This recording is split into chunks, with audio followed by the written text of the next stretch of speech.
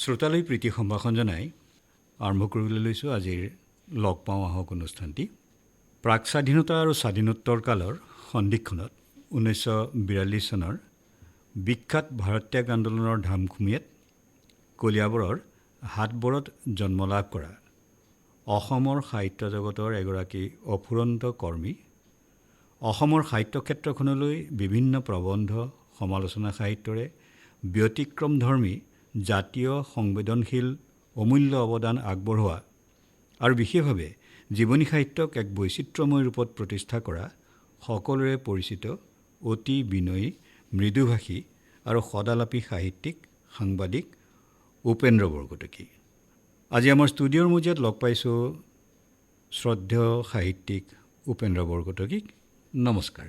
নমস্কাৰ। অবিভক্ত নগাঁও জিলাৰ কলিয়াবৰত আপুনি জন্মগ্ৰহণ কৰিছিলে। হয়। হাটবৰ তেতিয়া এখন চাগে নিশ্চয় সৰু ঠাই আছিল, নহয় জানো? আপুনি যেতিয়া বুজা হ'ল, সেই বুজা হোৱাত সেই ঠাইখনৰ কথা কেনেদৰে মনত আছে আপোনাৰ?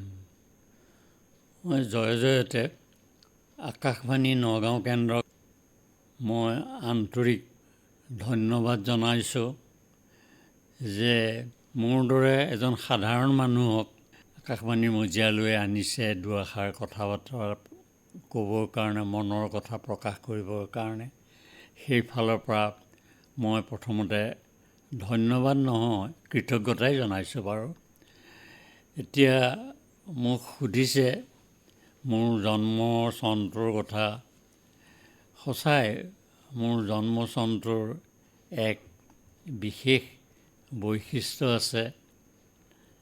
সেইখিনি সময়ত মহাত্মা গান্ধীৰ নেতৃত্বত ভাৰত্যাগ আন্দোলনে চৌদিশে খলকনি তুলিছিল। তেনে এটা পাছৰ জীৱনত তেনে কথা ভাবিলে মোৰ মনটো ভাল লাগে। মই এটা কথা বৰ বিশ্বাস কৰোঁ, সেইটো অৱশ্যে মোৰ নহয়, মহান দাৰ্শনিক ৰুচুৰ কথা, যে জন্মচনে ব্যক্তিৰ জীৱনত প্ৰভাৱ পেলায়। মই তেতিয়া সৰু আছিলোঁ, একো জনা বুজা নাছিলোঁ, কিন্তু পৰোক্ষভাৱেই যেন বুলি কৈছোঁ দেই, পৰোক্ষভাৱেই যেন জন্ম চনটোৱে মোৰ অন্তৰত জাতীয় চেতনা, সংগ্ৰামী মনোভাৱ এটা জগাই তুলিছিল। সেই কথাষাৰ মই এই চেগতে কৈ থলোঁ। আপুনি যেতিয়া বুজাইছে তেতিয়াহ'লে ভাৰতবৰ্ষই স্বাধীনতা লাভ কৰিলে। হয়। তাৰ পিছৰ পৰিৱেশটো আপুনি কেনেকুৱা পাইছিলে বাৰু? মই 42 চনৰ 26 অক্টোবৰত জন্মগ্ৰহণ কৰিছিলোঁ। তাৰপিছত মই ক্ৰমান্বয়ে ডাঙৰ হ'লোঁ।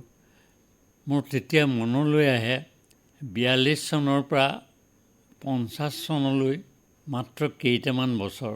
50ৰ বৰ ভূঁইকঁপে সকলোৰে এটা ভয়ানক অৱস্থাৰ সৃষ্টি কৰিছিল। ৰিণিকি ৰিণিকি মোৰ 50ৰ বৰ ভূঁইকঁপৰ কথা মনলৈ আহে, আৰু মনলৈ আহে আমি কলঙৰ পাৰৰ সন্তান আছিলোঁ। বিখ্যাত কলং নদীয়ে চৌদিশ গোটেই জিলাখনকে কলঙে ধৰি ৰাখিছিল, কলঙে প্ৰাণ প্ৰাচুৰ্যৰে সমৃদ্ধ কৰিছিল। সেই কলঙৰ পাৰতে আমাৰ ঘৰ। কলঙৰ পাৰৰ ৰাষ্ট্ৰীয় ঘাইপথ আছিল আৰু তাৰ কাষতে, নিচেই কাষতে আমাৰ ঘৰখন। তেতিয়া হাফ পেণ্ট পিন্ধি আমি সেই দৃশ্যবিলাক চাইছিলোঁ। নদীখনেদি মৰা মাছ উটি আহিছিল, কি যে গছ গছনি উটি আহিছিল, সেইবিলাকে মোৰ মনত প্ৰভাৱ পেলাইছিল। চাইছিলোঁ যে প্ৰকৃতিৰ এক সময়ত কেনে ৰূপ ধাৰণ কৰিব পাৰে। সেই কথাষাৰ মই এই চেগতে 50ৰ বৰ ভূঁইকঁপৰ কথা মই কৈ থলোঁ। মোৰ হয়তো তেতিয়া 8 বছৰমান বয়স হৈছিল। সেই 8 বছৰীয়া জীৱনত, শৈশৱত এনে মনলৈ অহা ভাৱবিলাক এতিয়াও স্মৃতি হৈ আছে সেই কথা মই ক'ব পাৰোঁ। ঘৰখনৰ কথা ক'বলৈ গ'লে অতীতলৈ যাব লাগিব। আমি আচলতে উজনিৰ মানুহ আছিলোঁ। হয় আমাৰ বংশৰ এজন খুৰা প্ৰভোত কটকী, তেখেত মহান স্বাধীনতা সংগ্ৰামী আছিল।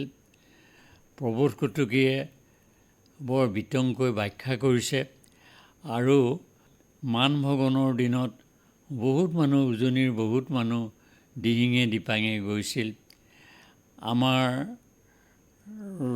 পূৰ্বপুৰুষ আজু ককাহঁতো আহিছিল এই তাহানিৰ নগাঁৱৰ আৰু এতিয়াৰ মৰিগাঁও জিলাৰ চৰাইবাহী নামৰ ঠাইখনলৈ। চৰাইবাহীৰে হেকদাংবৰীত, সেই হেকদাংবৰীত থিতাপি লৈছিল আৰু পূৰ্বপুৰুষহঁত অৰ্থাৎ ককাদেউতাহঁত অহাৰো এটা কাৰণ আছিল। মৌজাদাৰৰ দায়িত্ব দি থিতাপি মানুহ আছিল, সেইকাৰণে বোধহয় মৌজাদাৰৰ দায়িত্ব লৈ পেলাই এই চৰাইবাহী মৌজালৈ আহিছিল। তাৰে এটা ঠাল চৰাইবাহীত ৰৈ গ'ল, হেকদাংবৰীত ৰৈ গ'ল। আন এটা ঠাল আমাৰ ককাদেউতা আন এজন কলিয়াবৰলৈ আহিবলগীয়া হ'ল। চতিয়াল মৌজা নামৰ এটা মৌজা চলাবৰ কাৰণে এজন ককাদেউতাক দায়িত্ব দিলে আৰু সেই ককাদেউতাৰ লগত দেউতা আহিছিল। দেউতাই সৰুতেই আমাৰ নিজৰ ককাদেউক হেৰুৱাইছিল। গতিকে তেওঁ বৰদেউতাকৰ আশ্ৰয়ত ডাঙৰ দীঘল হৈছিল। তেতিয়া সেই দেউতাৰ নাম আছিল প্ৰিয়নাথ কটকী। তাৰপিছত দেউতাই সেই চতিয়ালৰ হাটবৰত ঘৰ কৰিলে। তেনেকৈ আমি সেই হাটবৰতে শৈশৱকালটো অতিবাহিত কৰিছিলোঁ। শৈশৱৰ মধুৰ স্মৃতি বহু আছে। তাৰ ভিতৰত শৈশৱত থাকোঁতেই মই হাটবৰ প্ৰাথমিক বিদ্যালয়ত পঢ়িছিলোঁ। মোৰ দাদা, তেওঁ আছিল ক্ষিতিশ শৰ্মা কটকী, তেওঁ আৰু শেষত ভাই দুটাও হাটবৰ প্ৰাথমিক বিদ্যালয়ত পঢ়িছিল। ভণ্টি দুজনীও তাতে অধ্যয়ন কৰিছিল। হাটবৰ প্ৰাথমিক বিদ্যালয়তে আপোনাৰ শিক্ষা জীৱন আৰম্ভ হ'ল। আপোনাৰ দেউতাৰ প্ৰসংগ যেতিয়া আহিছে, মোৰ এটা কথা মনত পৰিছে যে প্ৰিয়নাথ শৰ্মা, তেখেতক চিনি নোপোৱা মানুহ নাছিল বোলে। হয়, আৰু সেইখিনি সময়ত শিলঘাটৰ পৰা নগাঁৱলৈ এখন বাছ গৈছিলে আৰু বাছখনৰ কাৰণে বিভিন্ন ঠাইৰ পৰা মানুহ আহি পেলাই সেই আপোনালোকৰ ঘৰৰ ওচৰতে ৰৈ থাকে আৰু আপোনাৰ দেউতাকে মাতি নি চাহ খুৱায়।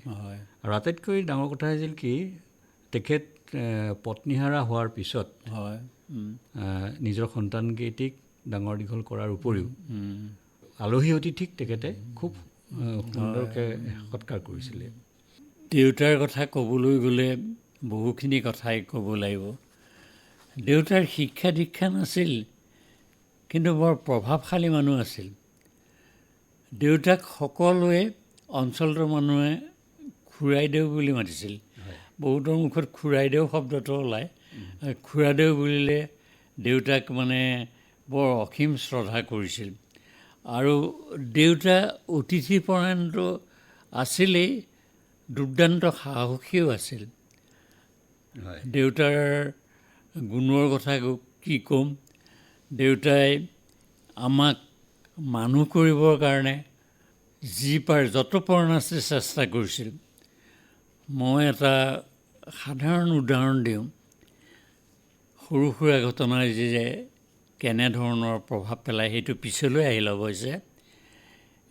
আমাৰ ঘৰৰ সন্মুখতে ৰাষ্ট্ৰীয় ঘাইপথটো গৈছে। সেই ৰাষ্ট্ৰীয় ঘাইপথেদি যান বাহনৰ চলাচল অবিৰাম হৈ থাকে। তেতিয়া অৱশ্যে আজিৰ তুলনাত কম। আজিৰ দৰে যিটো ব্যাপক প্ৰয়োগৰ যান বাহনৰ তেতিয়া কম। কিন্তু এটা সাধাৰণ কথা, অতি সাধাৰণ ঘটনা, সাধাৰণ যদিও অসাধাৰণ ঘটনাটো ক'ব খুজিছোঁ। এবাৰ এখন ট্ৰাকৰ পৰা নে কিহৰ পৰা বহুত সা সম্পত্তি পৰিছিল গাড়ীখনৰ পৰা, তাত টকা পইচাও আছিল। গাড়ীৰ গৰাকীয়ে সেই কথা গম পোৱা নাছিল হয়তো। তাৰপিছত মোৰ তলৰ ভাইটো বৰুণ, সি ওলাই যায়, সিও সৰু আছিল তেতিয়া। সি মানে সেই টকাৰ বেগটো লৈ আনিছিল। দেউতা এনেকৈ আছিল, দেউতাৰ হাতত দিয়াত দেউতাই তাক কৈছিল, তই এতিয়াই গৈ পেলাই তাতে পেলাই থৈ আহগে, তই নুচুবি, এইবিলাক নানিবি আনিবি। মোৰ সেই কথাষাৰ, দেউতাৰ সেই কথাষাৰ মনত পৰে। দেউতাই এনেধৰণৰে মানে প্ৰলোভনক প্ৰশ্ৰয় নিদিয়া বিধৰ মানুহ আছিল। আৰু সেই ঘৰখনৰ এটা ডাঙৰ বৈশিষ্ট্য আছিলে কি, তালৈ অসমৰ সকলো শ্ৰেণীৰ বুদ্ধিজীৱী, বিভিন্ন ৰাজনৈতিক দলৰ মানুহ সমবেত হৈছিলে, আৰু তেখেতে সকলোৰে লগত সমানে ব্যৱহাৰ কৰিছিলে। এইটো কথা কিন্তু বৰ ভাল প্ৰশ্ন কৰিছে। আমাৰ ঘৰখন কেন্দ্ৰস্থল আছিল। হয়, উজনি নামনিৰ কেন্দ্ৰস্থল আছিল।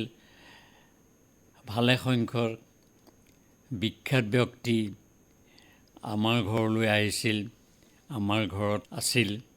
বুৰঞ্জীবিদ সাহিত্যিক বেণুধৰ শৰ্মাৰ সেইখন ভাতঘৰৰ দৰে আছিল। এতিয়া প্ৰশ্ন হ'ব পাৰে যে তিৰোতা মানুহ নোহোৱা ঘৰখনত কেনেকৈ ভাতঘৰ হ'ব পাৰিছিল। দেউতাই তাৰো ব্যৱস্থা কৰিছিল। দেউতা সকলোৰে প্ৰিয় আছিল। দেউতাই তেতিয়া মানে বংশ পৰিয়ালৰ কাৰোবাক মাতি আনি ৰন্ধন বিদ্যাত লগাই দিয়ে আৰু মানুহক তেওঁলোকৰ দ্বাৰাই আপ্যায়ন কৰায়।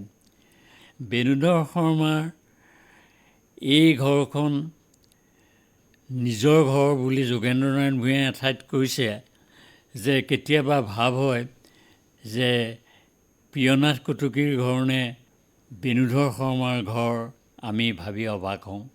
অকল বেণুধৰ শৰ্মা বুলিয়েই নহয়, পৰৱৰ্তী কালত বীৰেন্দ্ৰ কুমাৰ ভট্টাচাৰ্য, অজিত কুমাৰ শৰ্মা, এনেবিলাক লোকো আমাৰ ঘৰত আছিল। বাগ্মীবৰ নীলমণি ফুকন, সৈয়দ আব্দুল মালিক, সেইফালেদি গ'লে আনন্দচন্দ্ৰ, বকুল বনৰ কবি আনন্দচন্দ্ৰ বৰুৱা, এইসকল সেইফালেদি গুৱাহাটী বা আন ঠাইলৈ গ'লে আমাৰ ঘৰত ভুমুকি মাৰি গৈছিল। আৰু সেয়াতো সেয়াই যে দেউতা এনেকুৱা, বাছখনলৈ আহি বাছৰ কাৰণে অপেক্ষা কৰা মানুহকো দেউতাই বহুত সময় হ'লে আহা চাহ একাপো খাই যোৱা, এনেকৈ চাহ খুৱাইছিল। এনেকুৱাই আছিল দেউতা। সেই প্ৰভাৱটো কিন্তু আমাৰ জীৱনতো পৰিল বুলি ক'ব পাৰোঁ।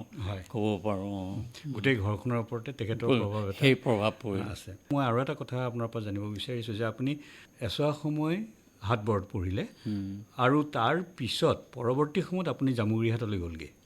সেই সম্পৰ্কে অকণ কওকচোন, আপোনাৰ জামুগুৰিহাটৰ সেইখিনি সময়ৰ প্ৰভাৱ আপোনাৰ জীৱনত কেনেকৈ পৰিছিল? মই জামুগুৰিহাট মানে আমাৰ উত্তৰ পাৰৰ। হয় হয়।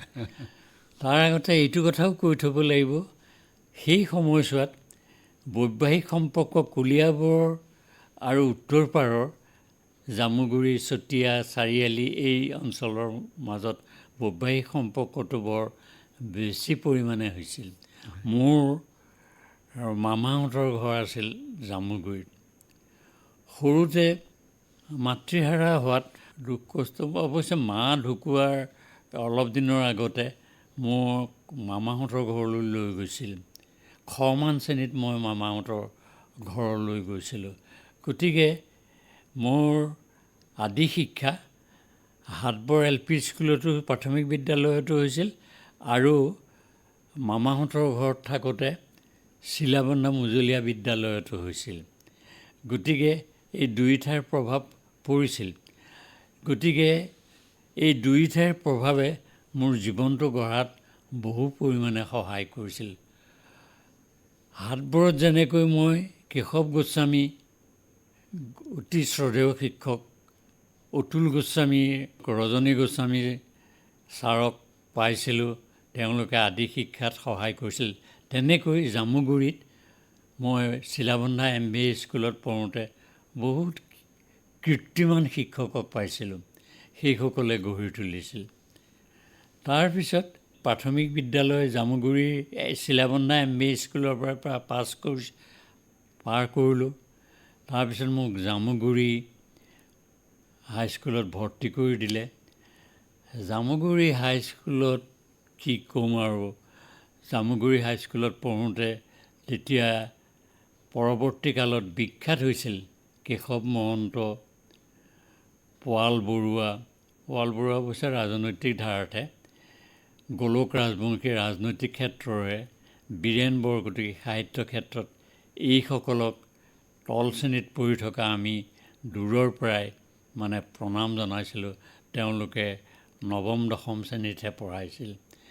তেতিয়াই কেশৱ মহন্তৰ বৰ সুনাম হৈছিল, তেতিয়াই কবি সাহিত্যিক হিচাপে। বীৰেণ বৰকটকীৰ নাম আছিল। সেইসকলৰ মানে প্ৰভাৱ বুলি নকওঁ, কিন্তু সেইসকলৰ মানে যিটো দৰ্শন, সেইসকলৰ সেই কথা, সেইবিলাকে মোৰ মনত প্ৰভাৱ পেলাইছিল সাহিত্যৰ প্ৰতি, সাহিত্য জগতৰ প্ৰতি। তাৰ পৰা আপুনি হাইস্কুল পাছ কৰিলে জামুগুৰিৰ পৰা? নহয়, হাইস্কুল পাছ কৰা নাই। হাইস্কুল পাছ কৰা নাই। তাৰ পৰা মই 5লৈকেহে পঢ়িছিলোঁ, সেইখিনিতেই প্ৰভাৱ পেলাইছিল। তাৰ পৰা মইতো জামুগুৰিত 6 বছৰমান থাকিলোঁ, 6-7 বছৰ। মই আকৌ মানে মোৰ জন্ম ঠাইলৈকে আহিলোঁ। আহি পেলাই এই জখলাবন্ধাত পঢ়িলোঁ। জখলাবন্ধা শাখা স্কুল বুলি কয়। শাখা স্কুলনো কি? স্বাভাৱিকতে তোমাৰ মনত প্ৰশ্ন হ'ব, শাখা স্কুল মন কৰিবলগীয়া, সেইখিনি সময়ত কলিয়াবৰৰ শিলঘাটত এখন হাইস্কুল হৈছিল, পুৰণা হাইস্কুল। তাৰপিছত কলিয়াবৰ এটা বৃহৎ অঞ্চল, গতিকে বৃহৎ অঞ্চলটোৰ এই সৰু সৰু ল'ৰা ছোৱালীবিলাক শিলঘাটত গৈ পঢ়াটো বৰ সমস্যা। গতিকে দূৰদৰ্শী শিক্ষানুৰাগী বিদ্যুৎসাহী লোকসকলে জখলাবন্ধাত এখন শাখা ME স্কুল কৰিলে। এই যে সৰু সৰু ল'ৰা ছোৱালীৰ কাৰণে শাখা স্কুল কৰিলে, সেইটো জানিবলগীয়া কথা। অসমত সেইখনেই প্ৰথম শাখা স্কুল। তাৰপিছত মই শাখা স্কুলত পঢ়িছিলোঁ, জখলাবন্ধা শাখা ME স্কুলত। তাৰ পৰা ME পাছ কৰিলোঁ। পিছত অৱশ্যে সেই শাখা স্কুলখন সময়ৰ লগে লগে মানে লুপ্ত হ'ল, হাইস্কুলৰ পৰ্যায়লৈ গ'লগৈ জখলাবন্ধা হাইস্কুল। শাখা স্কুলখন তেনেকেই থাকিল। গতিকে মই কলিয়াবৰ হাইস্কুলৰ পৰাই শেষত গৈ 7ৰ পৰা, এতিয়া অলপ ডাঙৰ হ'লোঁ আৰু, জখলাবন্ধা কলিয়াবৰ হাইস্কুললৈ গ'লোঁ। কলিয়াবৰ হাইস্কুলৰ পৰাই মানে 1962 চনত মানে তেতিয়া প্ৰৱেশিকা বুলি কৈছিল, হাইস্কুল শিক্ষান্ত নাছিল। কলিয়াবৰ হাইস্কুলৰ পৰাই হাইস্কুল মানে আপোনাৰ শিলঘাটত আছিল? শিলঘাটত। হয়। আপুনি হাটবৰৰ পৰা শিলঘাটলৈ খোজকাঢ়ি? হাটবৰ, সেইটোৱে এটা ডাঙৰ কথা। কি অৱস্থা মানে হেৰি, কেতিয়াবা পথাৰৰ মাজে মাজে যাওঁ, সোণাৰী গাঁৱৰ পথাৰৰ মাজে মাজে খোজকাঢ়ি লগৰ দল বান্ধি যাওঁ। কেতিয়াবা আপোনাৰ হাটবৰৰ পৰা যোৱা লগ কোন কোন আছিল? লগ মানে আছিল তেওঁলোক, কিন্তু বিভিন্ন ক্ষেত্ৰত প্ৰতিষ্ঠিত হ'ল। বৰ ধেমেলীয়া, বৰ উৎপতীয়া আছিল সেইসকল। যাওঁতে মানে তেওঁলোকৰ লগত ফূৰ্তি কৰি যাওঁ, প্ৰত্যেকৰে উপনাম দিয়ে তেওঁলোকে, সেই তেনেকুৱা। তাৰপিছত কেতিয়াবা চাইকেল লৈ যাওঁ, সেই তেনেকেই শিলঘাট মানে কলিয়াবৰ হাইস্কুলত পঢ়িছিলোঁ। তেতিয়া শিলঘাটখনলৈ বৰ গৈছিলোঁ। শিলঘাটখন যে ইমান ভাল লাগিছিল, প্ৰাকৃতিক মানে এটা সৌন্দৰ্য আছিল শিলঘাট, সুন্দৰ আছিল সেয়া। আৰু সেইখিনি সময়ত শিলঘাটৰ পৰা ট্ৰেইন চলিছিলে বোধহয়, নহয়? শিলঘাটৰ পৰা ট্ৰেইন চলিছিল চাপৰমুখলৈ। চাপৰমুখলৈ আপুনি ট্ৰেইনত উঠিছিল নে? উঠিছিলোঁ। আমাৰনো কি চখ, জখলাবন্ধাত গৈ পেলাই ট্ৰেইনত উঠি পেলাই শিলঘাটলৈ যাওঁ। কিন্তু শিকি আৰু পকৰ একেটাই বুলি এইটো কিন্তু কথা মানে হেৰি কষ্টহে হয়। জখলাবন্ধালৈ খোজকাঢ়ি যাওঁ, আকৌ ট্ৰেইনত উঠাৰ চখতে শিলঘাটত নামোঁ, আকৌ শিলঘাট ষ্টেচনৰ পৰা কলিয়াবৰ হাইস্কুললৈ প্ৰায় 2 কিলোমিটাৰ খোজ। এইবিলাক মানে তেতিয়া এই শৈশৱৰ এটা হেৰি। কিন্তু তেনেকৈ খোজকাঢ়ি গ'লেই দেখোন হয়।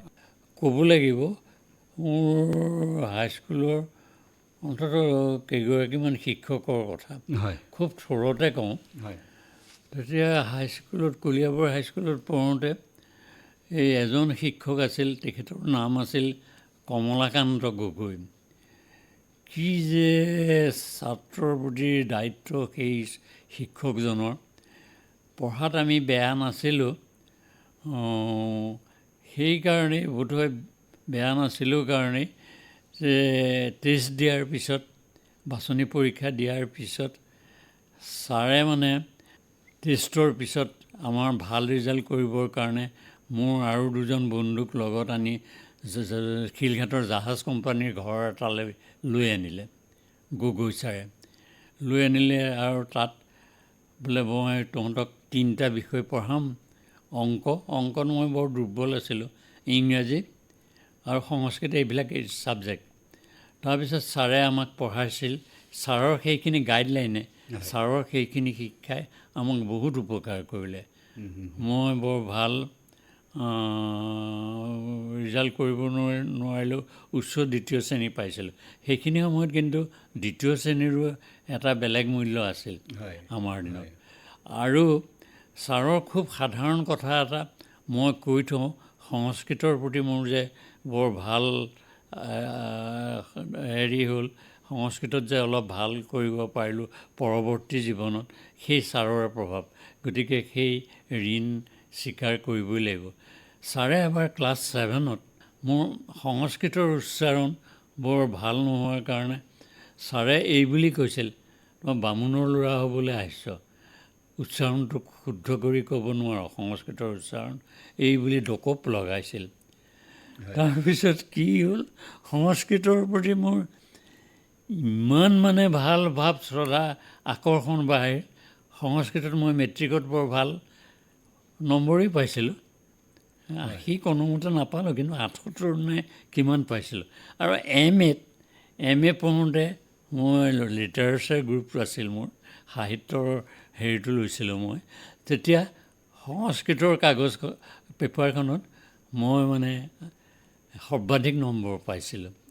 গতিকে কৃতজ্ঞতা স্বীকাৰ কৰাটো উচিত, আৰু এই ক্ষেত্ৰত মই গগৈ ছাৰৰ নাম লৈছোঁ। আপুনি হাইস্কুলীয়া জীৱন কলিয়াবৰত কটালে। তাৰপিছত আপুনি হাইস্কুলীয়া জীৱনৰ আকৌ কথাত কথা ওলায়ে থাকে, মহা দিগদাৰ। হাইস্কুলীয়া জীৱনতে মোৰ কিন্তু কলিয়াবৰৰ সমাজ জীৱনৰ লগত এটা সুসম্পৰ্ক ঘটিছিল। মেট্ৰিক পাছ কৰাৰ পিছত আপুনি পৰৱৰ্তী পৰ্যায়ত ক'ত পঢ়িবলৈ আহিলে? বি বৰুৱা কলেজত পঢ়িলোঁ। নাই, আৰু মই মানে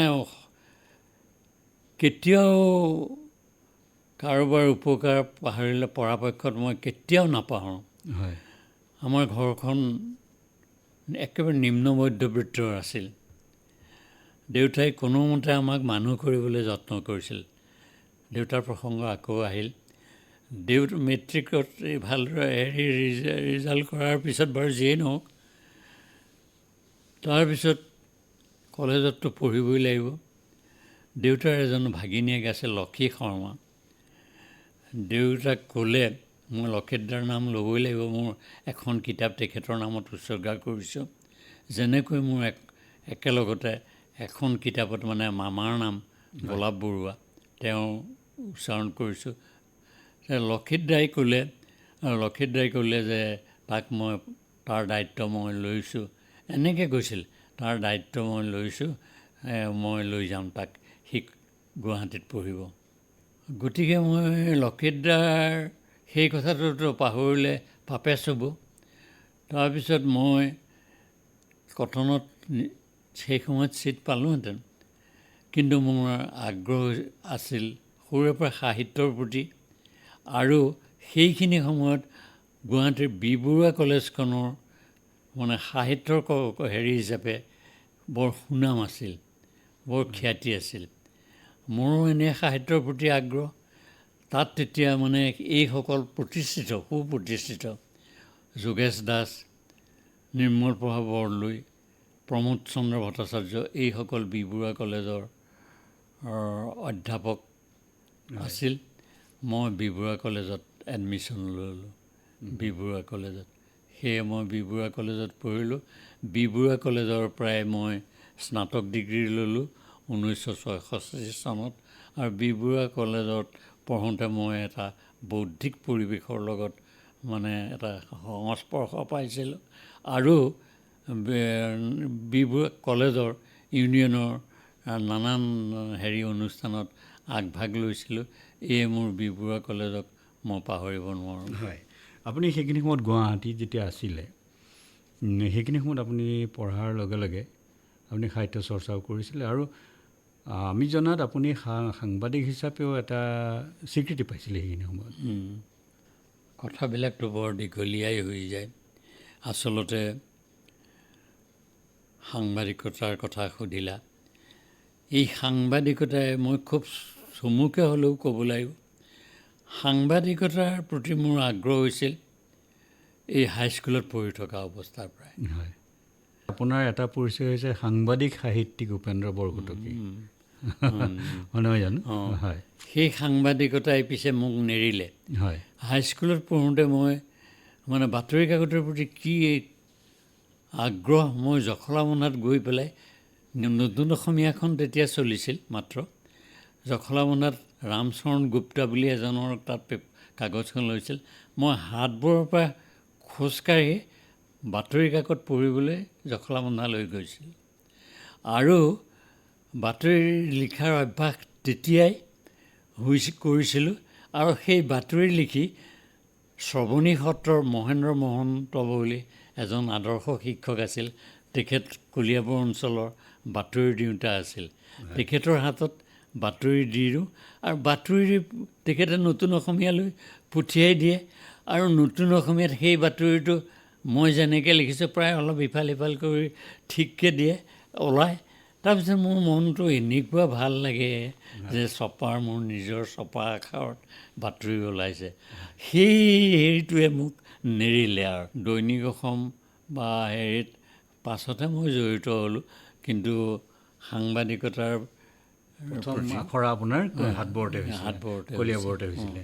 হয়, বি বৰুৱা কলেজত পঢ়ি পেলাই তাৰপিছত স্নাতক ডিগ্ৰী ল'লোঁ। এইখিনিতে অলপ আৰ্থিক দুৰ্দশাই এৰা নাছিল। গতিকে মই কি কৰিম, ডিগ্ৰী লোৱাৰ পিছত মোৰ আন এজন শুভান্যুধ্যায়ী, মোৰ হিতাকাংক্ষী, অলপ আত্মীয় তেওঁ খগেন্দ্ৰনাথ শৰ্মা বুলি এজনে তেতিয়া জখলাবন্ধাত এখন হাইস্কুল আৰম্ভ কৰিছিল, জখলাবন্ধা হাইস্কুলখন। তাৰপিছত মোক ক'লে, তই ইয়াত আমাৰ স্কুলত কাম কৰিব লাগিব। মাত্ৰ 75 টকা দৰমহাত, সেইটো সময়ত 75 টকাৰ বৰ মূল্য দেই। তাৰপিছত জখলাবন্ধা হাইস্কুলত শিক্ষকতা কৰিলোঁ 2 বছৰ। জখলাবন্ধা হাইস্কুলত 2 বছৰ শিক্ষকতা কৰাৰ পিছত পইচা কেইটামান গোটাই মেলি লৈ MA পঢ়িবলৈ গ'লোঁ। MA পঢ়িবলৈ গৈ সেই সাংবাদিকতাৰ কথা এতিয়া আহিব। জখলাবন্ধা হাইস্কুলত থাকোঁতে পইচা কেইটামান 75 টকাৰটো আৰু একো নহয়। মই কলিয়াবৰৰ দৈনিক অসমৰ নিজা বাতৰি দিওঁতা মোৰ নিযুক্তি দিলে। বোধহয় এই ক্ষেত্ৰত পৰোক্ষভাৱে মই যোগেশ দাসৰ, মোৰ বোধ হয় দেই, যোগেশ দাস তেতিয়া দৈনিক অসমৰ এছিষ্টেণ্ট এডিটৰ, যোগেশ দাসে বোধহয় মোৰ কথা কৈছিল নেকি। তাৰপিছত মই কলিয়াবৰৰ হ'লোঁ নহয় 2 বছৰ, প্ৰায় 2 বছৰ সংবাদদাতা। MA পঢ়িবলৈ আহি নাম লগালোঁ। পঢ়ি এবছৰ গ'ল প্ৰিভিয়াছত যোৱাৰ পিছত এদিন মানে ৱাৰ্ডেনৰ নামত, তেতিয়া ৱাৰ্ডেন বুলি কৈছিল ইউনিভাৰ্চিটি, মই হোষ্টেলত আছিলোঁ বাৰু, যি নহওক মোলৈ এখন চিঠি গ'ল, ৱাৰ্ডেনৰ কেয়াৰবত দিছিল। সেই সময়ত দৈনিক অসমৰ সম্পাদক কৃপ্তিনাথ হাজৰিকাই, তেখেতে লিখিলে, অতি কম কথা কয় মানুহজনে, এনেকৈ লিখিছিল, এই চিঠিখন পোৱাৰ লগে লগে মোক কাইলৈ সন্ধিয়া মোৰ কাৰ্যালয়ত যেন দেখা কৰে। আচৰিত কথা, চিঠিখন মোক দিলে ৱাৰ্ডেনে। মই গ'লোঁ, তেখেতক দেখা কৰিলোঁ। তেখেতে অন্য নকৰি বহিবলৈ দিলে, ক'লে যে বাতৰি কাকতত চাকৰি কৰিব চাব এডিটৰ। মোৰতো মানে মহা বিমোহত পৰিলোঁ। মই গ'লোঁ MA পঢ়িবলৈ। MA পঢ়া মোৰ ইচ্ছা। তাৰপিছত আকৌ এতিয়া বাতৰি কাকতৰ চাকৰি। মই বোলো মই ভাবি চিন্তি উত্তৰ দিব লাগিব ছাৰ, মই ভাবি চিন্তি দিম, বোলে পৰহিৰ ভিতৰত মোক জনাই দিব। মই দাদা খেতি শৰ্মাক সুধিলোঁ, বোলে তইতো পঢ়িবলৈহে গৈছিলি, তথাপি একো নকওঁ, তোৰ যি ভাল ইচ্ছা, যি ইচ্ছা তাকে কৰিবি। তাৰপিছত ট্ৰিবিউন প্ৰতিষ্ঠান, এটি সম্ভ্ৰান্ত প্ৰতিষ্ঠান, ট্ৰিবিউন প্ৰতিষ্ঠানৰ পৰা দৈনিক অসম ওলায়। তেতিয়া ৰোমাঞ্চ, মনটো বৰ মানে ৰোমান্টিক মনৰ মানুহ। বাতৰি কাকতৰ চাকৰি বুলিলেই এটা হেৰি, আৰু তেতিয়াৰ বেছ বাতৰি কাকতৰ চাকৰিক বৰ গুৰুত্ব দিছিলে। তাতে দৈনিক অসম। তাৰপিছত মই ক'লোঁ, তেখেতক ক'লোঁ কৰিম। সেয়াই মোৰ সাংবাদিকতাৰ মানে সাংবাদিকতাই নেৰা কাহিনী সেয়াই। তেতিয়া মই পূৰ্ণকালীন সাংবাদিক হ'লোঁ। তাত 4 বছৰ কৰিলোঁ। আপোনাৰ সাহিত্য সদায় তথ্য সমৃদ্ধ। জীৱনীবোৰৰ মাজত একোজন ব্যক্তিৰ ভাৱমূৰ্তিক আপুনি বিভিন্ন তথ্যৰে তুলি ধৰে। গতিকে আপোনাৰ দ্বাৰা ৰচিত জীৱনী সাহিত্য পঢ়িলে আপোনাৰ অধ্যয়নৰ বিস্তৃতি আৰু প্ৰজ্ঞাৰ গভীৰতা অনুভৱ কৰা যায়। জীৱনী সাহিত্যক এনে গভীৰ ৰূপ দিয়াৰ এই কৌশলটো আপোনাৰ মনলৈ কেনেকৈ আহিল? কাৰণ আপুনি মানুহৰ মাজত অন্য ধৰণে প্ৰতিষ্ঠা লাভ কৰিলেও আপোনাৰ এটা বিশেষ পৰিচয় হ'ল যে আপুনি জীৱনী সাহিত্যিক। এই পৰিচয়টো কিন্তু মানুহৰ সদায় থাকে, আপোনাৰ মনত থাকে। মোৰ সাহিত্যৰ প্ৰতিটো আগ্ৰহ সৰুৰে পৰাই হৈছিল। হয়। জামুগুৰিত থাকোঁতে বা কলিয়াবৰত থাকোঁতে সাহিত্যৰ প্ৰতি আগ্ৰহ হৈছিল। কিন্তু সাহিত্যৰ বিভিন্ন দিশত মই পাৰো নোৱাৰোকৈ হাত দিছোঁ। তাৰপিছত তুমি এতিয়া জীৱনী সাহিত্যৰ কথা বিশেষভাৱে সুধিছা, আৰু বিশেষভাৱে সুধিবলগীয়াও। কাৰণ মই এটা কথা সাহিত্য চৰ্চা কৰোঁতে এটা কথা ভাবিছিলোঁ যে মানুহক জনাৰ নিচিনা ডাঙৰ শিক্ষা আৰু একো হ'ব নোৱাৰে। সেই মানুহৰ পৰাইতো সাহিত্য সৃষ্টি হয়। তাৰপিছত মানুহৰ বিভিন্ন বৃত্তিৰ মানুহৰতো অসাধাৰণ কাম কৰে। তাৰপিছত মই ভাবিলোঁ যে সৰু সৰু মানুহবিলাকক লৈ পেলাইতো এলানি জীৱনী লিখিব পাৰি। তাৰপিছত মই বিভিন্ন ক্ষেত্ৰত কৃষি কৰ্মত সুখ্যাতি অৰ্জন কৰা মানে জীৱনীৰ চৰিত্ৰ হ'ব পাৰে, অথচ সেইবিলাক মানুহক আমি অনাদৰ অৱহেলা কৰি থাকোঁ। ঠিক তেনেধৰণৰ বিভিন্ন ক্ষেত্ৰৰ তেনেধৰণৰ ভালেমান লোকক মই মানুহ হিচাপে যে তেওঁলোক কিমান মহান, সেইসকলক আনিবলৈ। আৰু সেই সম্পৰ্কে আপুনি বহুকেইখন কিতাপ লিখিছে, সংগ প্ৰসংগ, ব্যক্তি আৰু ব্যক্তিত্ব, এনেধৰণৰ আপোনাৰ বহুকেইখন কিতাপ অকল মানুহৰ কথাৰেই ভৰি আছে। আৰু বিভিন্ন ধৰণৰ মানুহ, বিভিন্ন পেছাৰ হওক বা বিভিন্ন শিল্পৰ লগত জড়িত হওক, সকলো মানুহকে আপুনি সমানেই সেই কিতাপবোৰত স্থান দিছে। বিশেষকৈ মানুহক কৃতজ্ঞতা জনোৱা বা মানুহক স্বীকৃতি দিয়া, এই গুণটো আপোনাৰ সেইবিলাকৰ মাজত ফুটি উঠিছে। এই যিটো প্ৰেৰণাটো আপুনি ক'ৰ পৰা পাইছিলে? নহয়, সেইসকলৰ মানুহৰ প্ৰতিভাটো স্বীকাৰ কৰিবই লাগিব। তেওঁলোকৰ প্ৰতিভা বিশেষ বিশেষ দিশত, যেনে এই হাতবৰৰ এজন নাৰায়ণ মুক্তিয়াৰ বুলি, তেওঁ মানে এইবিলাক সত্ৰীয়া সংস্কৃতি বা এনেকুৱাবিলাকত যথেষ্ট হাত থকা, অথচ সেইজন আদৰ্শ খেতিয়কো, কিন্তু আদৰ্শ খেতিয়কো। আৰু গতিকে এইটো এটা মন কৰিবলগীয়া কথা। এহাতে খেতি কৃষি কৰ্ম, আনহাতে দি এইবিলাকত পাৰদৰ্শিতা অৰ্জন কৰা হৈছে। এজন বুজিছেনে আচৰিত ধৰণৰ মানুহ আছিল তেতিয়া, আদৰ্শবাদী বসুদেৱ মহন্ত বুলি। তেওঁ সেই তেতিয়াই 50 চন মানুহৰ আগৰ কথা, অত্যন্ত মানে আদৰ্শবাদী আছিল। সত্ৰীয়া পৰিৱেশত ডাঙৰ দীঘল কৰিছিল। গোটেই উত্তৰ ভাৰতখন চাইকেল চলাই ঘূৰি পকি ফুৰিছিল। তাৰপিছত এই এনেধৰণৰ মানে মানুহ আছিল। তাৰপিছত আৰু এজন মানুহ আছিলে শৰৎচন্দ্ৰ গোস্বামী। হয় শৰৎচন্দ্ৰ গোস্বামী বুলি তেওঁ মন্ত্ৰী আছিল, প্ৰাক্তন মন্ত্ৰী। শৰৎচন্দ্ৰ গোস্বামীৰ বিষয়ে লিখিছিলোঁ। মহেন্দ্ৰনাথ ডেকা ফুকনৰ বিষয়ে তেনেকৈ লিখা হোৱা নাছিল। গৌৰী দত্ত শৰ্মা শাস্ত্ৰী বুলি এজন শাস্ত্ৰজ্ঞ পণ্ডিত নলবাৰীত আছিল। হয় গোটেই ভৱেন শইকীয়াৰ গল্প উপন্যাস সংস্কৃতলৈ অনুবাদ কৰিছিল। এইবিলাক জানো জানিবলগীয়া কথা নহয়? এইবিলাকতো জানিবলগীয়া।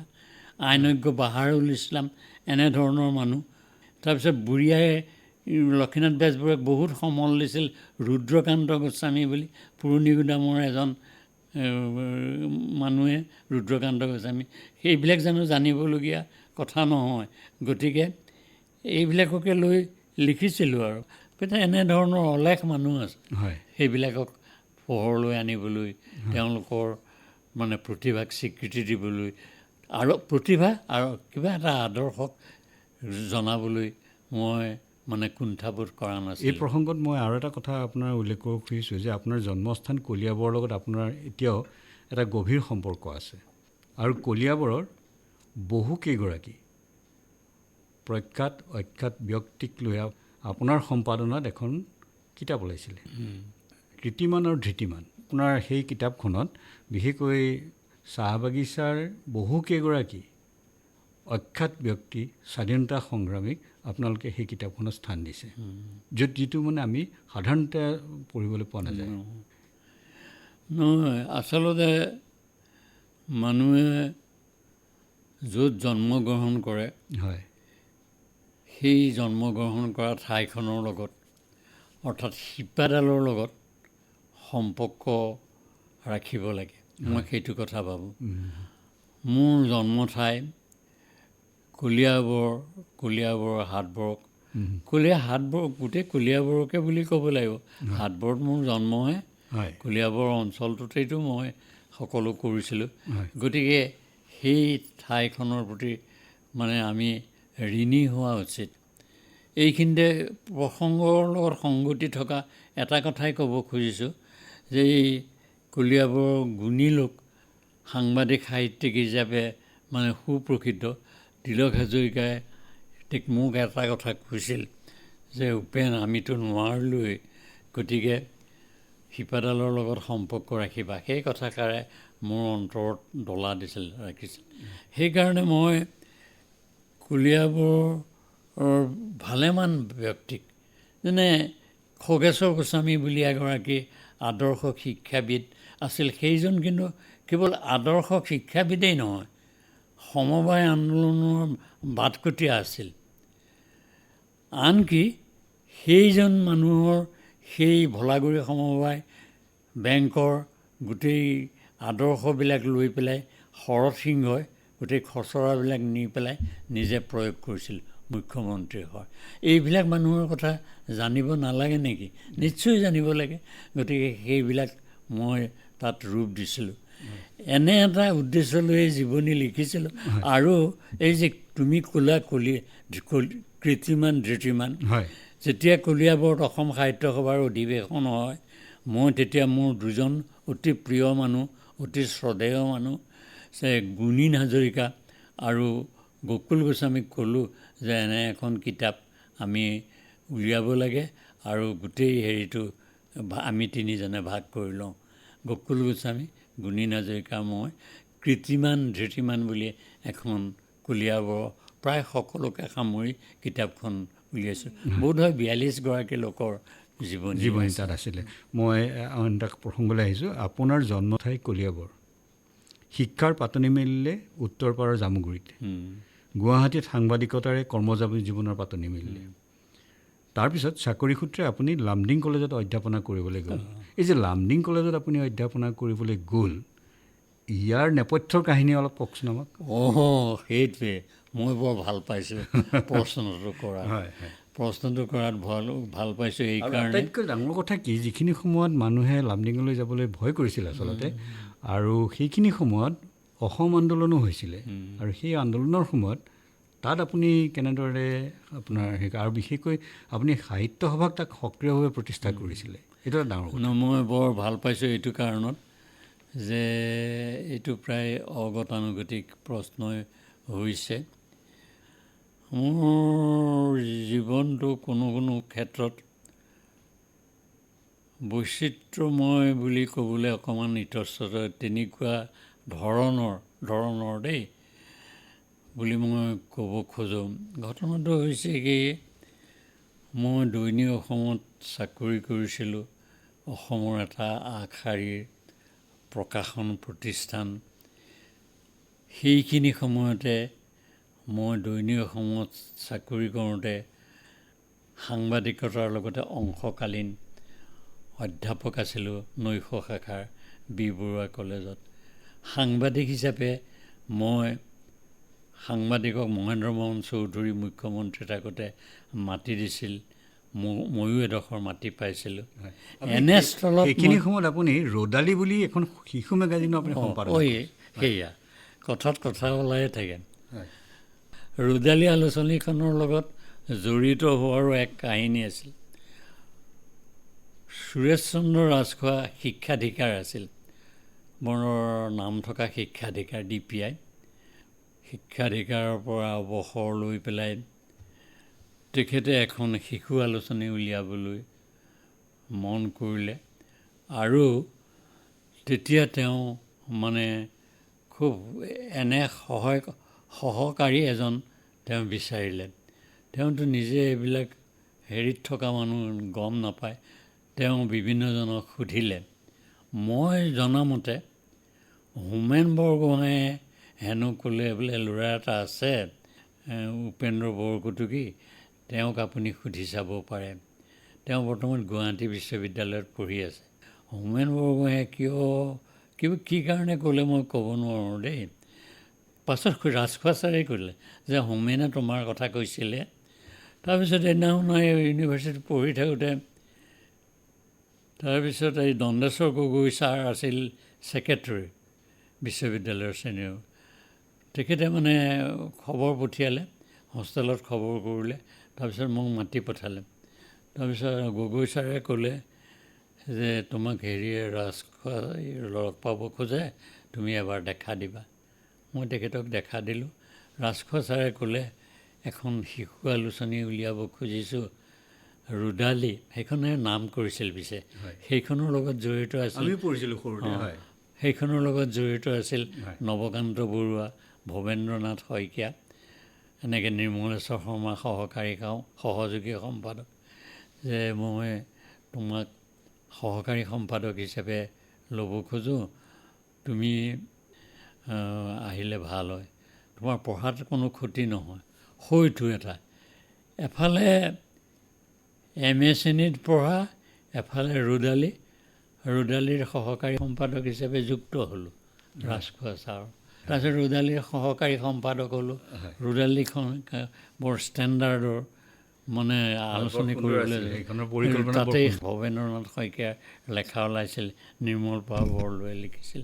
ৰ'দালিক পিছে ৰাখি থ'ব নোৱাৰিলোঁ আৰু মোৰো এই বহেমিয়ান জীৱন বুলিয়েই ক'ব পাৰোঁ, মোৰো খেলি মেলি সেয়া। কিন্তু মই যিমানখিনি পাৰোঁ ৰ'দালিৰ কাৰণে কৰিছোঁ। তাৰপিছত মই আগৰ প্ৰসংগলৈ ঘূৰি আহিছোঁ। আপুনি লামডিং এটা সংকটময় মুহূৰ্তত আপুনি লামডিঙলৈ গ'লগৈ। মই সকলো সুবিধা পালোঁ নহয়। মাটি পালোঁ, বি বৰুৱা কলেজত অংশকালীনৰে হেৰি কৰি তাত খাটি থকা হ'লে মই তাত হেৰিয়েই হ'লোহেঁতেন, অধ্যাপকেই হ'লোহেঁতেন। বাৰু যি নহওক, তাৰপিছত সেইখিনি সময়ত কি হ'ল, বাতৰি কাকতৰ চাকৰি তেতিয়া বৰ কষ্টকৰ আছিল দেই, কি ক'ম আৰু তোমাক, কেতিয়াবা ৰাতিপুৱাই যায় তেনেকুৱা। তাৰপিছত বোলো এয়া নহ'ব মোৰ বাতৰি কাকতত, এনেকৈ আৰু জীৱনটো একেবাৰে শুকাই খিনাই কিবা হৈ গ'লোঁ। এই এডভাৰটাইজ চাওঁ, ট্ৰিবিউনৰ situation vacant, 2 number Assam Tribune, দেখিলোঁ যে তাত লামডিং কলেজত ছিগ্নেচাৰ বেগেন খালী হৈছে অসমীয়াৰ পাৰ্মানেণ্ট লিংকত। তাৰপিছত পিয়ৰলি টেম্পৰৰী সেইবিলাক লিখে। তাৰপিছত আৰু যা বোলো যি হ'ল দৰখাস্ত এখন দিলোঁ মোক মাতি পঠালে লামডিং কলেজলৈ। তাৰপিছত ইণ্টাৰভিউ দিলোঁ। ইণ্টাৰভিউ দিওঁতেতো মোক চিলেক্ট কৰিলে। চিলেক্ট কৰাত মই আৰু এটা মহা সংকটত পৰিলোঁ। ইফালে গুৱাহাটীৰে এইবিলাক পাইছোঁ সুবিধা, তাতে থাকি যাব পাৰোঁ মই আকৌ এইখন লামডিঙলৈ কেলৈ। তাৰপিছত সকলোৱে মোক যেনেকৈ কয়, ইমান ঠাট্টা কৰে, ইটিকিং কৰে, পাণ্ডৱবৰ্জিত ঠাই, বৰ পাণ্ডৱবৰ্জিত মানে লামডিঙলৈ কোনো নাযায় আৰু। তাৰপিছত মই নেওগ ছাৰক সুধিলোঁ, মোৰ শিক্ষাগুৰু নেওগ ছাৰক সুধিলোঁ। নেওগ ছাৰে ক'লে, জোঁৱা উপেন, সেইবিলাক ঠাইলৈ আমি যাব লাগে আৰু তাত এটা পৰিৱেশ গঢ়ি তুলিব লাগে। তুমি মোক অপ্ৰাপ্য কিবাকিবি কৈ পেলাই তুমি পাৰিবা, যোৱা। তাৰপিছত মই গুৰু বাক্যক শিৰোধাৰ্য কৰি লামডিঙলৈ আহিলোঁ আৰু লামডিঙৰ সমাজখনৰ লগত নিজকে খাপ খুৱাই ল'লোঁ। তাত এখন সাহিত্য সভা আছিলে, গতিকে মই লামডিঙৰ তেতিয়া মানুহ হৈ গ'লোঁ আৰু লামডিঙত 31টা বছৰ কটাই দিলোঁ। হয়, কিন্তু সাংবাদিকতাও লগতে থাকিল। আৰু আপোনাৰ লামডিঙৰ সেই ঘৰখনলৈ অসমৰ সাহিত্য জগতৰ বহুতো মুধা ফুটা ব্যক্তি অহা যোৱা কৰিছিলে। লামডিঙত 31 বছৰ থাকিলোঁ নহয়। লামডিঙত এইবিলাক ব্ৰহ্মপুত্ৰ বৰাক কবি সন্মিলনত গঢ়ি তোলাত আগভাগ ল'লোঁ, দুটা সম্প্ৰদায়ৰ মাজত বঙালী অসমীয়া। তাৰপিছত মই মানে লামডিঙৰ আটাইতকৈ এখন পুৰণি স্কুল, সেইখন জহিক হৈ গৈছিল। সেই স্কুলখন অকল মোৰ কথা ক'লে দোষাই চাব। কাকপথাৰৰ এজন মানুহ আছিল মোৰ সহকৰ্মী, অংক বিভাগৰ লামডিং কলেজত, থানেশ্বৰ মৰাণ বুলি এজন। তাৰপিছত তেওঁক চিঠি দি আনিলোঁ, তেওঁ আহি মোৰ তাতে আছিল। এটা ঘৰ কৰিলোঁ স্কুলখনৰ ৰক্ষণাবেক্ষণৰ কাৰণে। লামডিং প্ৰাথমিক বিদ্যালয় 1 নম্বৰ, বৰ নাম কৰা স্কুল আছিল। সেইখন মানে নষ্ট কৰি পেলাইছিল। আমি দুজন কৰি পেলাই তেওঁ এটা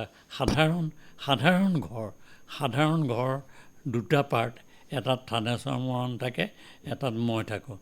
এই আমি দুজনে তাত কটালোঁ। আৰু মোৰ সেই ঘৰটোলৈ সাহিত্য সভা সংক্ৰান্তত আহোঁতে, কাছাৰলৈ যাওঁতে যতীন্দ্ৰনাথ গোস্বামী, সাহিত্যাচাৰ্য যতীন্দ্ৰনাথ গোস্বামী, অমল ৰাজখোৱা, তাৰপিছত নগেন শইকীয়া মোৰ সেই সাধাৰণ ঘৰটোত মানে থাকি পেলাই যায় বা কটায়। পাছৰ স্তৰত লক্ষীনন্দন বৰাই গৈ এই ঘৰটো চাই পেলাই অভিভূত হৈছিল, যে তেতিয়া কৈছিল যে আপোনালোকৰ এই ঘৰটো কোনে সাজিছিল, ইমান নিখুঁত, ইমান ভাল, ইমান সুন্দৰ। মই তেতিয়া ক'লোঁ যে এই ক্ষেত্ৰত থানেশ্বৰ মৰাণটো আছেই বাৰু, তেওঁ এইখিনি, কিন্তু গোটেই ঘৰটো কৰিছিল পুলিন নামৰ এজন সৃজন গামৰ মানুহে। আপোনাৰ জীৱনত আপুনি অসমৰ জাতীয় জীৱনৰ বিভিন্ন সংকটপূৰ্ণ মুহূৰ্ত আপুনি পাৰ কৰিছে। 60 চনৰ ভাষা আন্দোলন পাইছে, 72ৰ মাধ্যম আন্দোলন পাইছে, আৰু 79ৰ যিটো আমাৰ বিদেশী বিতৰণৰ আন্দোলন, সেই আন্দোলনটোত আপুনি লামডিঙৰ দৰে এখন ঠাইত আছিলে। এই তিনিওটা অভিজ্ঞতাৰ বিষয়ে আপুনি অকণমান কওকচোন থোৰতে। এই তিনিওটা আন্দোলনৰ প্ৰভাৱ প্ৰত্যক্ষভাৱে নহ'লেও পৰোক্ষভাৱে যে পৰিছে এইটো ঠিক। আৰু মই সক্ৰিয়ভাৱে আন্দোলনত জড়িত হোৱা নাছিলোঁ, কিন্তু আন্দোলনৰ ইতিবাচক দিশটোৰ ওপৰত মই সদায় গুৰুত্ব দিবলৈ সেইখিনি সময়ত এটা চিন্তা চেতনাই মোক সহায় কৰিছিল। 60 চনৰ ভাষা আন্দোলনৰ সময়ত মই ছাত্ৰ সন্থাৰ লগত জড়িত হৈ সভা সমিতিত ভাগ লৈছিলোঁ। চমুকৈ ক'ম বাৰু। 72 চনৰ মাধ্যম আন্দোলনত মই দৈনিক অসমৰ ছাব এডিটৰ আছিলোঁ। সেই মাধ্যম আন্দোলনৰ শ্বহীদ অনিল বৰাৰ বাতৰি কৰিবলৈ পলাশনি গাঁৱলৈ মই আহিছিলোঁ। তাৰপিছত বাতৰিটো কৰোঁতে এতিয়াও ৰাখি থৈছোঁ কাগজখন। তাৰপিছত সেইখিনি সময়ত নগাঁৱৰ এজন বিখ্যাত সমাজসেৱী মুকুট ভূঞাক লৈ পালাখানি গাঁৱলৈ গৈছিলোঁ। অনিল বৰাৰ মাক দেউতাকক লগ ধৰি সাক্ষাৎকাৰ লৈছিলোঁ। তেতিয়া মই দৈনিক অসমৰ চাবিত্ৰ আৰু অসম আন্দোলনৰ কথা কৈছোঁৱেই। 79 চনৰ পিছৰ অসম আন্দোলনৰ পিছত মই লামডিঙলৈ গৈ লামডিঙত আছিলোঁ অসম আন্দোলনত। আনকি এনেকুৱা অসম আন্দোলনতো মই মোৰ নিজৰ স্থিতি নিজৰ আদৰ্শৰ পৰা বিচ্যুত হোৱা নাছিলোঁ। মোক লৈ লামডিংবাসীয়ে সচেতনসকলৰ এটা চিন্তা হৈছিল। মোৰ মনত পৰে এতিয়াও, মোৰ কোনোবা দুষ্ট প্ৰকৃতিৰ মানুহে কিবা কৰে বুলি চিন্তা কৰি মোক সদায় অনুৰোধ কৰিছিল, কাবৌ কৈ মাতিছিল যে হেৰি আপুনি এই ৰাতিখন নোলাব, কেতিয়াবা গণ্ডগোল হ'ব পাৰে, আমাৰ বদনাম হ'ব। তেতিয়া অসম বিধানসভাৰ অধ্যক্ষ দেৱেশ চক্ৰৱৰ্তী মোৰ সহকৰ্মী, তেওঁ যে একেবাৰে অনুৰোধ কৰিছিল কিবা এটা ঘটনা যদি ঘটি যায় বৰ চিন্তা হ'ব। অসম আন্দোলন হওঁতে মোৰ এনেকুৱা কাহিনী কিছুমান মনত পৰে যে এদিন গোটেই হুলস্থুল চাৰিওফালে অসম আন্দোলনত। মই এটা ৰেলৰ কোৱাৰ্টাৰত আছিলোঁ। এজন ফাৰুক লস্কৰ নামৰ এজন দৌৰি আহি পেলাই ক'লে যে আপোনাৰ জীৱন লোৱাৰ আগতে আমাৰ জীৱন ল'ব লাগিব, গতিকে আপুনি চিন্তা নকৰিব।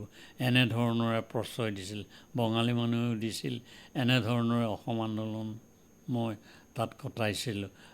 মোৰ এগৰাকী সহকৰ্মীয়ে লিখিছে যে সেইখিনি সময়ত বৰকটকী ছাৰৰ ঘৰত এটা মাটিৰ চপৰাও পৰা নাছিল। সকলো নিজৰ লগত কথা বুলিয়েই ভাবোঁ, অথচ মই জাতীয়তাবাদী চিন্তা চৰ্চাৰে উদ্বুদ্ধ। সেইখিনি সময়ত ভুৱন মোহন গোস্বামী বুলি এজনক বেলচৰৰ তেওঁক হত্যা কৰিছিল, টুকুৰা টুকুৰকৈ কাটিছিল, ৰেলৰ আলিত পেলাই থৈছিল।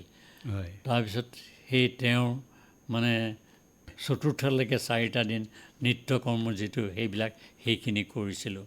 সেয়া এতিয়া আহিছোঁ আপোনাৰ সাহিত্য সৃষ্টিৰ অন্য এটা দিশলৈ, যে আপোনাৰ যিবোৰ প্ৰবন্ধ, সেই প্ৰবন্ধবিলাকত গভীৰ অনুসন্ধিৎসা, ব্যাপক অধ্যয়ন, পৰিমেয় গঠন, সাৱলীল বাক্যবিন্যাস আৰু প্ৰাসংগিক তথ্যৰ উদ্ধৃতিৰে অতি সংক্ষিপ্তকৈ মেদবিহীনভাৱে গভীৰ চিন্তাৰ ৰেখ লক্ষ্য কৰা যায়। আৰু অসমীয়া জাতীয় জীৱনৰ প্ৰেক্ষাপটত আপুনি লিখা কেইটামান প্ৰবন্ধ অতি গুৰুত্বপূৰ্ণ, আৰু যিকেইটাত আপুনি ভৱিষ্যত প্ৰজন্মৰ কাৰণে কিছুমান সকিয়নিও দি থৈছে। তেনেকুৱা এটা প্ৰবন্ধ আপুনি ভাষা সংক্ৰান্তত লিখিছিলে। এনেকুৱা ধৰণৰ যিবিলাক লিখাৰ যিটো মৌলিক শৈলী আপোনাৰ, সেই বস্তুটো আপোনাৰ সাংবাদিক হিচাপে কাম কৰাৰ কাৰণে হৈছিল নে সেইটো আপোনাৰ লিখাৰ এটা কৌশল? বাৰু তুমি অতিশয়োক্তি কৰিলা নেকি, অলপ বেছিকৈ কৈছা নেকি? মই সিমানৰ গৰাকী মুঠেই নহয়। কিন্তু এটা কথা ঠিক, মোৰ এই সাহিত্য কৰ্মত সাংবাদিকতাই প্ৰভাৱ পেলাইছে। সাংবাদিকতাৰ আদিপাঠ লওঁতে খুব কম কথাৰে বাতৰি লিখিছিলোঁ। সেয়া দিছিল আৰু মোৰ যিসকল জ্যেষ্ঠ তেওঁলোকে। আৰু শব্দৰ প্ৰয়োগৰ ক্ষেত্ৰত আপুনি খুব সচেতন। শব্দ প্ৰয়োগৰ ক্ষেত্ৰত মোৰ এতিয়াও এবাৰ আকাশবাণী নগাঁও কেন্দ্ৰই এনেধৰণৰ এটা আলোচনাও কৰিছিল। মোৰ যে ইমান ভাল লাগিছিল যে ইমান শব্দ প্ৰয়োগত আমি ভুল কৰোঁ। এতিয়াও কিছুমান কাণে থহৰ কি ক'ম আৰু, কিছুমান শব্দ প্ৰয়োগ শুনিলে বৰ থাকিব নোৱাৰোঁ। এতিয়া অলপ প্ৰাসংগিকেই হ'ব ইয়াৰ আলোচনা। এতিয়া আঞ্জাখন ধুনীয়া, এইটো জানো হ'ব পাৰে? এনেকুৱা শব্দ তুমি মন কৰিবাচোন। এনেকুৱা ধৰণৰ শব্দ কিন্তু তুমি শুনিবা। ধুনীয়া শব্দটোৰ য'তে ত'তে প্ৰয়োগ কৰে, ফলত গৈ পেলাই ভাষাটোৰ কি অৱস্থা হৈছেগৈ। শব্দ প্ৰয়োগত গতিকে খুব সাৱধান হ'ব লাগে বুলি মই ভাবোঁ। আপুনি সম্পাদনা কৰা যিবিলাক স্মৃতিগ্ৰন্থ, তাৰ এটা সুকীয়া মান আছে আৰু বহুকেইখন আপোনাৰ তেনেকুৱা ধৰণৰ গ্ৰন্থ আছে। অম্বিকাগিৰি ৰায়চৌধুৰীৰ বিষয়ে আপুনি এখন গ্ৰন্থ প্ৰথম সেইখন সম্পাদনা কৰিছিলে। তাৰপিছতে বেণুধৰ শৰ্মাৰ বিষয়ে আপুনি এখন কৰিছে।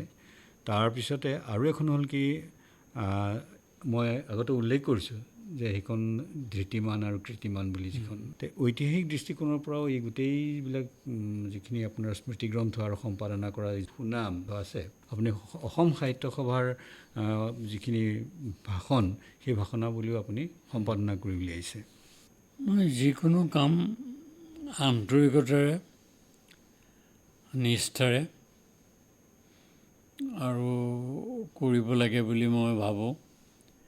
আৰু সেই সম্পাদনা কৰা গ্ৰন্থবিলাকৰ এটা বিশেষ মূল্য থকাও প্ৰয়োজন বুলি অনুভৱ কৰোঁ। হয়, এইভাবেই সৰুতেই মোৰ অৱচেতন মনত প্ৰভাৱ পেলোৱা অম্বিকাগিৰি ৰায়চৌধুৰীৰ বিষয়ে মই অম্বিকাগিৰি ব্যক্তিত্বৰ আভাস নামৰ সেই গ্ৰন্থখন সম্পাদনা কৰিছিলোঁ। সেইখন প্ৰথম, সেয়ে মোৰ এটা মানে সুখৰ বিষয়। আৰু বোধহয় সেইকাৰণেই নেকি বহুত বছৰৰ পাছত অম্বিকাগিৰি ব্যক্তিত্বৰ আভাসটো কেতিয়াবাই ওলাল। হয়, এই 2 বছৰমানৰ আগতে 22 চনত বৰপেটা সাহিত্য সভাই মোক অম্বিকাগিৰি বঁটাৰে সন্মানিত কৰিছিল।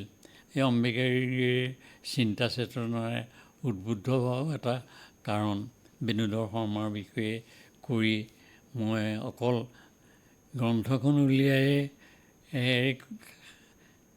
মানে গ্ৰন্থখন ক্ষান্ত নাছিলোঁ।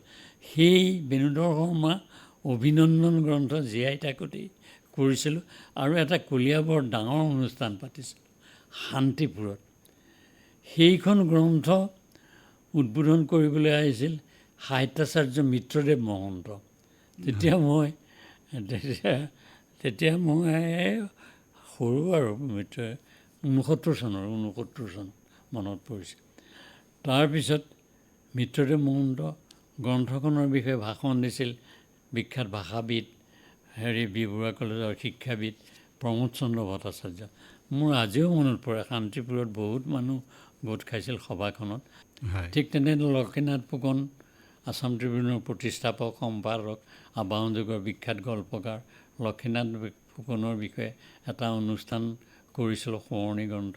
সেইখনৰ অনুষ্ঠান পাতিছিলোঁ আৰু যজ্ঞেশ্বৰ সাহিত্যাচাৰ্য যজ্ঞেশ্বৰ শৰ্মাই গ্ৰন্থখন উন্মোচন কৰিছিল। হয়। অসম সাহিত্য সভাৰ লগত আপোনাৰ এটা ওতঃপ্ৰোত সম্পৰ্ক আছে আৰু খুব মানে সেই সম্পৰ্ক খুব গভীৰ। যিহেতু আপুনি অসম সাহিত্য সভাৰ বিভিন্ন পদত কাৰ্যনিৰ্বাহো কৰিছিলে। অসম সাহিত্য সভাই দিয়া বিভিন্ন কাম আপুনি দক্ষতাৰে নিয়াৰিকৈ পালন কৰিছিলে। এসময়ত আপুনি নগাঁও জিলা সাহিত্য সভাৰ সভাপতিৰ পদ অলংকৃত কৰিছিলে। এতিয়া কথা হ'ল যে সাহিত্য সভাৰ প্ৰতি থকা আপোনাৰ আন্তৰিক শ্ৰদ্ধা, দায়বদ্ধতাৰ বাবে আপুনি অসম সাহিত্য সভাৰ জলঙায়েদি বুলি এখন কিতাপ লিখিছিলে। আৰু সাহিত্য সভাৰ কেইগৰাকীমান মানে সভাপতিৰ ভাষণ সম্পাদনা কৰি উলিয়াইছিলে আপুনি। এতিয়া কথা হ'ল যে সাহিত্য সভাৰ যিটো আপোনাৰ জীৱনত আপোনাৰ সাহিত্য সভাৰ প্ৰভাৱ কেনেকুৱা, আৰু সাহিত্য সভাই আপোনাক কি দিলে, আপুনি সাহিত্য সভাৰ পৰা কি পালে? মোৰ শিক্ষাগুৰু নেওগ ছাৰৰ অধীনতে, নেওগ ছাৰৰ আশীৰ্বাদ লৈয়ে মই সাহিত্য সভাত জড়িত হৈছিলোঁ আৰু সাহিত্য সভাক প্ৰাণ ভৰি ভাল পাইছিলোঁ। সেই কথাষাৰ ভাল পাইছিলোঁ দেই, হয়, এতিয়াও ভাল পাওঁ অৱশ্যে। আৰু সাহিত্য সভাৰ কমেও 8টা কাৰ্যকালৰ মই অসম সাহিত্য সভাৰ কেন্দ্ৰীয় কাৰ্যনিৰ্বাহকৰ সদস্য আছিলোঁ, পত্ৰিকা সম্পাদক আছিলোঁ। তাৰপিছত ভাষা জ্ঞানৰ দায়িত্ব লৈ উত্তৰ কাছাৰ জিলাত, তেতিয়া কাছাৰত হাইলাকান্দি আদি ঠাইত ভাষা জ্ঞান পৰীক্ষা ল'বলৈ গৈছিলোঁ। সাহিত্য সভাৰ নিৰ্বাচনী বিষয়া আছিলোঁ এসময়ত। মই নিৰ্বাচনী বিষয়াও আছিলোঁ, চন্দ্ৰপ্ৰসাদ শইকীয়াৰ দিনতেই আছিলোঁ। তাৰপিছত সাহিত্য সভাৰ লগত মোৰ এনেকৈয়ে সম্পৰ্ক গঢ়ি উঠিছিল। তাৰপিছত মই কৰ্মসূত্ৰে মানে লামডিঙত থকাৰ পাছত অৱসৰ লোৱাৰ পিছত নগাঁৱলৈ আহিলোঁ। নগাঁৱৰ ৰাইজখনে মানে বহুতে সাহিত্য সভাৰ লগত জড়িত বৰকৈ অনুৰোধ কৰাত মই নগাঁও জিলা সাহিত্য সভাৰ সভাপতিৰ দায়িত্ব গ্ৰহণ কৰিলোঁ। কিন্তু পাছলৈ এনে ধৰণৰ অনুষ্ঠানটোৰ লগত জড়িত হোৱাৰ পাছতো মোৰ অনুষ্ঠানটোৰ প্ৰতি মোহ ভংগ হ'ল। মই সাহিত্য সভাৰ পৰা ক্ৰমান্বয়ে আঁতৰি আহিলোঁ। সেয়া ভাল লাগিলে আপোনাৰ লগত আজি দুআষাৰ ব্যক্তিগত আৰু সামাজিক বিভিন্ন প্ৰসংগলৈ কথা পাতিলোঁ। আমাৰ সময় হৈ আহিল। আমি ভৱিষ্যতে কেতিয়াবা আকৌ লগ পাম বুলি আশা ৰাখিছোঁ। আজি আমাৰ কথা বতৰা ইমানতে সামৰিছোঁ। মই মোৰ ফালৰ পৰা ধন্যবাদ জনাব লাগিব নহয়। মোৰ মনলৈ আহিছে তুমি সাক্ষাৎকাৰ লৈ থাকোঁতে এতিয়া শেষত মোৰ মনলৈ আহিছে ৰবীন্দ্ৰনাথৰ এটা উক্তিৰ কথা, এত কথা আছে, এত গান আছে, প্ৰাণ হৈয়ে আছে ভোৰ। আজি যেন মোৰ